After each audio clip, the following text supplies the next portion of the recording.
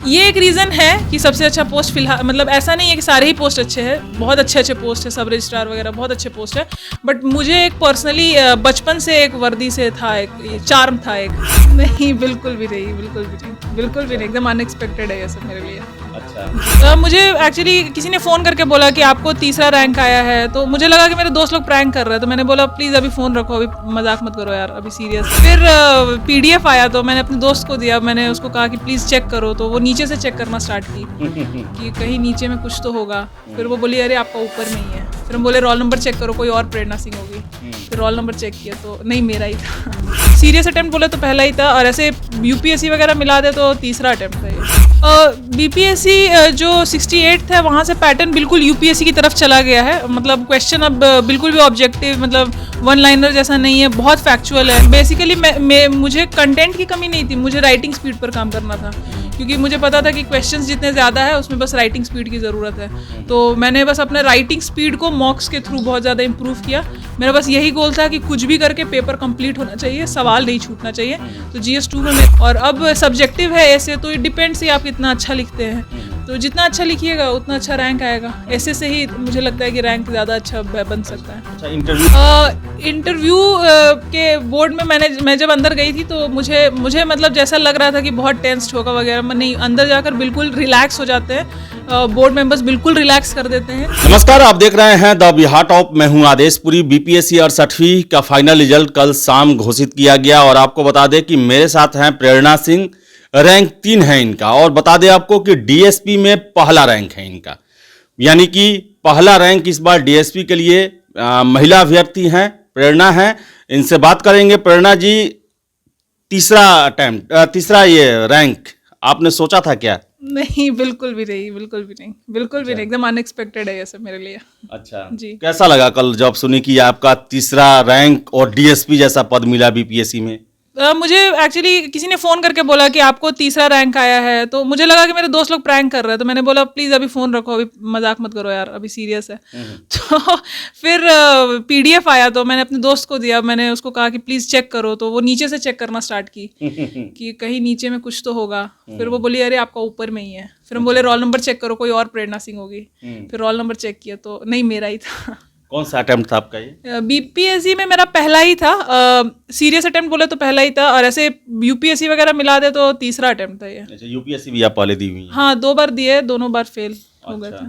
कहाँ तक पहुंची थी UPSC में? एक बार प्रीलिम्स में फेल, एक बार मेंस में फेल। अच्छा, मेंस में फेल। अच्छा, ये आपका मैंने अखबार में पढ़ा, कल रात को आपसे बात भी हुई, आप धनबाद से पढ़ाई लिखाई अपना की हुई हैं। BPSC आपने दिया, काफ़ी कुछ बदल गया है 1 सालों में BPSC में। कैसे स्ट्रेटजी रहा, कैसे तैयारी आपने किया?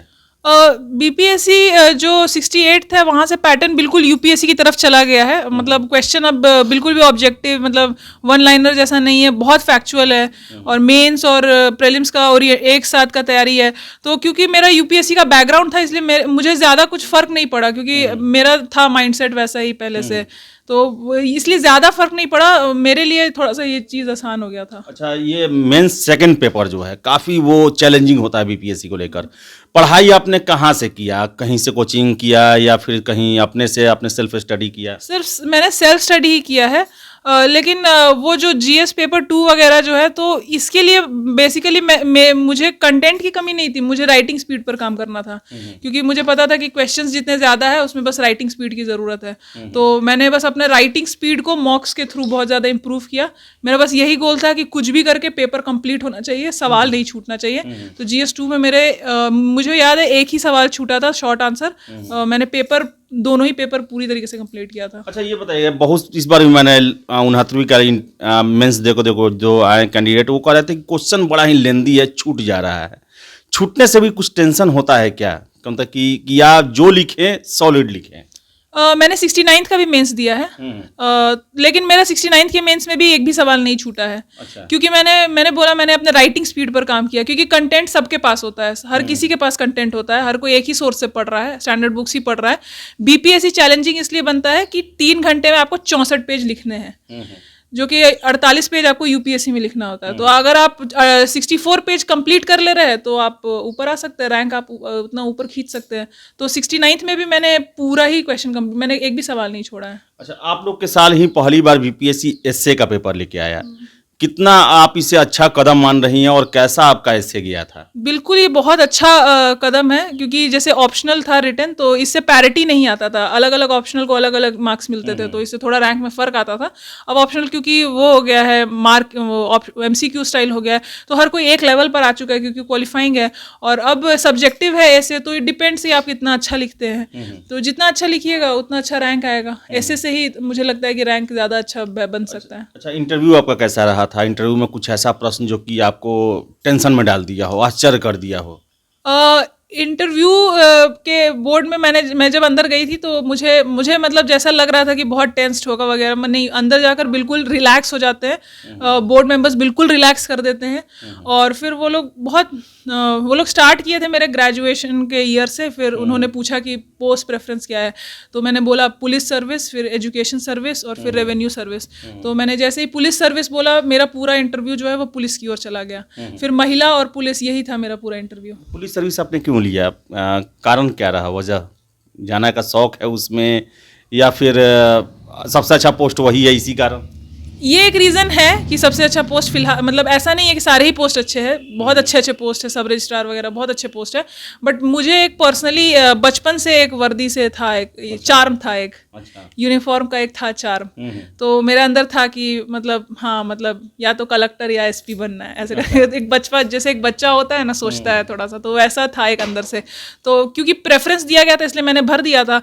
मुझे ऐसा कुछ नहीं था कि डीएसपी ही चाहिए या मुझे था कि भाई जो रैंक में आए कुछ एक मिल जाए बस। प्रेरणा जी, कल रात को रिजल्ट आया होगा, डीएसपी का मन में एक इमेज बनना शुरू हो गया होगा, क्या करेंगी अगर आएंगी तो? पुलिस में आपका क्या रहेगा? ये बिहार पुलिस अच्छे कामों के लिए विख्यात है, बुरे कामों के लिए भी कहा जाए तो बहुत उनका फजीहत होता है। क्या टारगेट क्या आप सेट की है एक रात भर में जो सोची होंगी आप? सर, रात भर तो एंजॉय करने में ही निकल गया, ऐसा तो कुछ सोचे नहीं है ऑनेस्टली। बट ऐसे देखा जाए, पुलिसिंग जो है एक बहुत बड़ा मैटर, बहुत बड़ा सब्जेक्ट है। और वो ऐसा कुछ बिहार स्पेसिफिक नहीं है, वो हर राज्य में वैसा ही है। अगर कोई भी ऑर्गेनाइजेशन है तो उसको थोड़ा सा उसका प्रो और कॉन्स होता ही है।